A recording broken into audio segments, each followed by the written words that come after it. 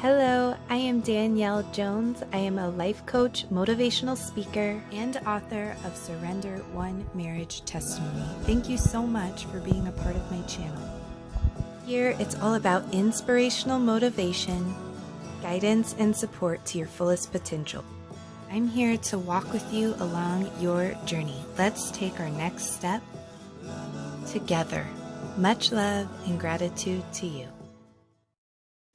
Hello, happy people. Hope you're having a beautiful day today. I'm out by the water this morning and I'm absolutely loving it.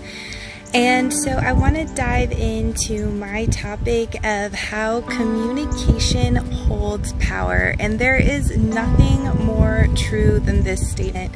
If you think about communication and the way that it stood the test of time throughout books, the way people relay their experiences, their feelings, and their testimonies through so much of time, what the most important thing is how it is going to be received. Let's face it, we could write down and spew out all these words, but it doesn't matter what it is unless you are willing to pay attention to the fact of how it is going to be received. Thank you for all the love, Abdu. Good to see you here. Thank you for all the hearts, everybody. So when we pay attention to how things are going to be received in communication, this is so powerful. It changes so much. It changes your relationships. Every single type of relationship you could have with your co-workers, your employees, your spouses, your children. When you begin to realize that the way that you relay your words and the way that you deliver them is probably 80% of the game. It doesn't really matter what you are saying, but how you are making the people feel on the other end of it. Fasal, I'm glad you're here. Hello, how are you, Abdu? Thank you for the comment. I'm doing great. I hope you are as well. So when we communicate, I think the best tip that has proved true in my life is to completely take responsibility for your feelings. When you remove the blame and pointing fingers when it comes to communication, because a lot of times people need to communicate to overcome trials, to overcome arguments and disagreements. This is a lot of what communication is so important. And when we completely own ourselves, own our choices, own our feelings, that is one healthy perspective to begin proper communication in your life. I know when I was going through my struggles back in 2012, this was so important for me to learn, because one of the things that I've worked so much on and am still trying to improve on every single day is the way I deliver my words in communication, the way I relate to other people. It's something that is so important and something that we should always be working on. Hello, Zoo here. I hope I said your name right. Thank you for the comment. I'm glad you're here. Melinda, I'm glad you're here. Good to see you. So, an example of taking the responsibility for your choices and your feelings for, when you and your spouse or you and your children are having a disagreement or whatever it may be, instead of saying, you did this, or you did that, or you need to change this, or I'm gonna do this, instead of coming with that offensive talk to where they automatically become defensive and it almost closes off their ears automatically. They're not gonna hear anything you say after that. But when we use powerful words and own our feelings and we say, I feel this way when this happens. I feel sad when you look at me with those eyes. For example, with your children, that's a really common example that a lot of people can relate to. Thank you for the likes and the love, everyone. Thanks, Sue here. I'm glad you're here. Please keep the comments coming. I love to interact with you guys on the live stream. Thank you for the love, guys. Sending it back to you this morning. So when we really open our eyes to that, when we take full responsibility, when we use words like I need to or things like that, instead of always pointing the finger at the other person, their defenses are down, they're willing to receive, their ears are open, they're open to change because you're not placing the blame, you're not saying that they have to change.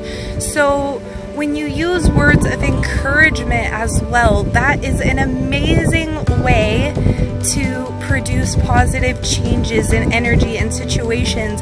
When you are working with your employees, thank you for the smile, Raju. I'm always seeing you laughing on here and I really appreciate it. I love the positive energy. Thank you so much.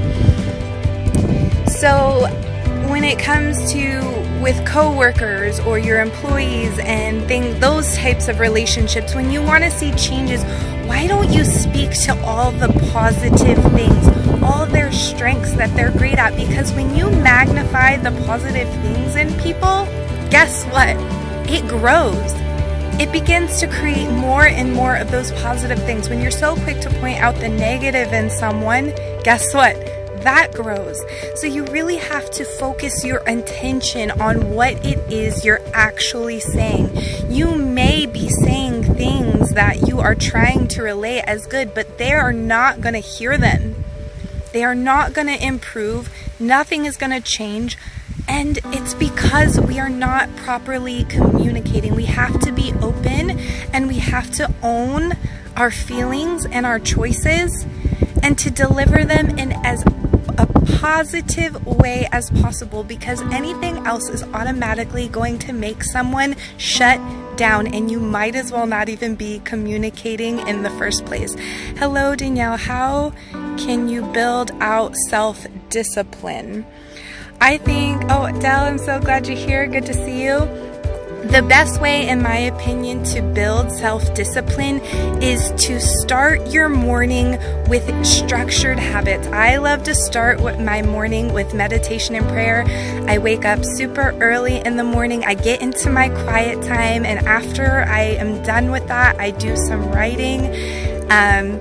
Another way to do that, to start with meditation, is to wake up and write your dreams down and write your feelings on the dream. Those are a couple different things that you can do, but if you would like to PM me or continue to ask more questions about that, I would absolutely love to talk to you about it. Mohand. John, I'm glad you're here. Abdalila, I'm glad you're here. Good to see you. And after that, also another thing is, if people are not keen on meditation, is to wake up in the morning and do a workout. But whatever you do, do a positive habit when you wake up in the morning. That is feeding you.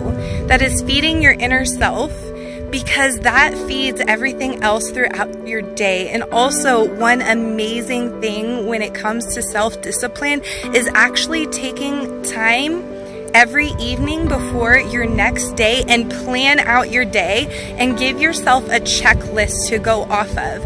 Because when we do that, we have something clear right in front of our face. It doesn't let our minds lag. It doesn't let what we wanted to do drift away. We have something very clear, very structured to look at. And when we have that, we have the ability to be more structured with ourselves. So I really love that question, Mohan. So please keep the questions coming. And hold on one second. My little one is running over here with a cute little flower, which is one of her favorite things to do. Oh, thank you, baby. See, little flower. Okay, so that is my encouragement, my support and guidance to you guys today, and I really hope that this makes a difference in your lives, because when it comes to my relationships, it has really changed everything for me. And I'll go over it again real quick before I sign off. When you communicate, use as positive and encouraging words as possible, and take self-responsibility for your feelings and your choices. I love you guys so much. Yusef, I see you popped on here right at the end, and I will talk to you all again very soon. And if you liked this, go ahead and give it a like and a share. I would really appreciate it. And again, I will talk to you all again very soon.